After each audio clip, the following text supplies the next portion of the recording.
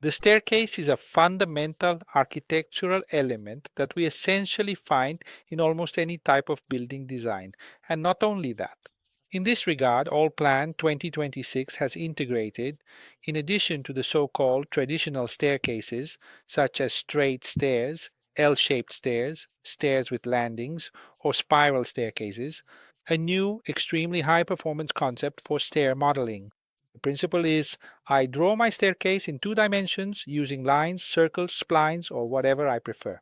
Then I will tell Allplan that this line is the outer side, this other one is the inner side, and these, on the other hand, are the steps.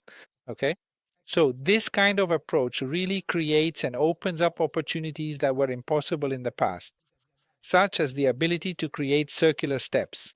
At the same time, we will also see how a new concept of reference surfaces, which are generated automatically at the top or bottom of my staircase, works.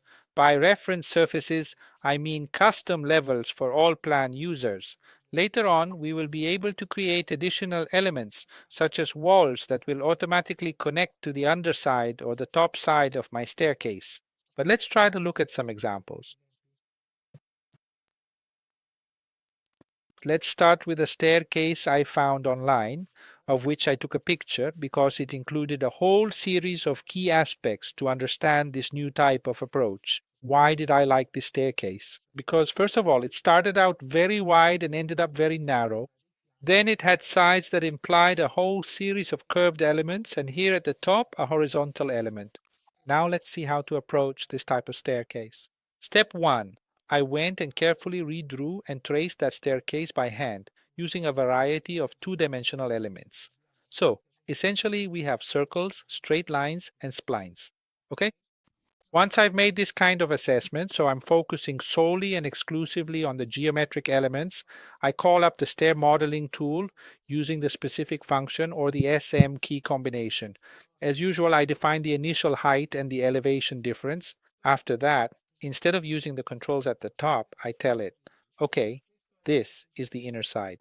Then for the outer side, I open the summation because we have a spline and a line. I close the summation, and so we've defined what is the outermost part. As for the steps, I intentionally drew all of my steps in a shade of blue, specifically so that I could use a selection filter to easily isolate only the elements that have the color 7. At this point, I can make a multiple selection, for example, with a Control A. So now we've selected all our steps. Clearly, as usual, I can manage all the other parameters and therefore decide which types of elements I want to display. The tread, the riser, the structure, and so on.